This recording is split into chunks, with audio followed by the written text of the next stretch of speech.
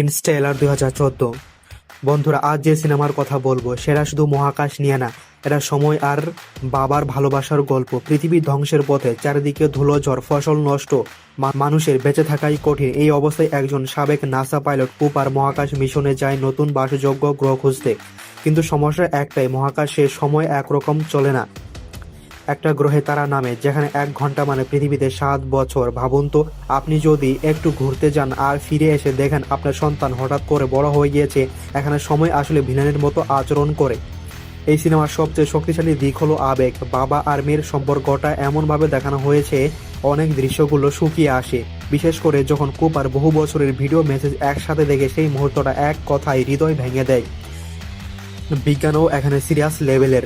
Black hole, গার্গানচোয়া এত বাস্তবভাবে দেখানো হয়েছে যে বিজ্ঞানীরাও অবাক হয়েছিলেন। আর ব্যাকগ্রাউন্ড মিউজিক মনে হবে আপনার বুকের ভেতরেই বাজছে।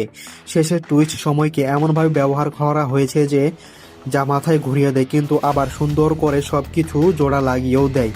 সংক্ষেপে বললে, এটা এমন এক সিনেমা যেখানে মহাকাশ বড়, কিন্তু ভালোবাসা তার থেকেও বড়।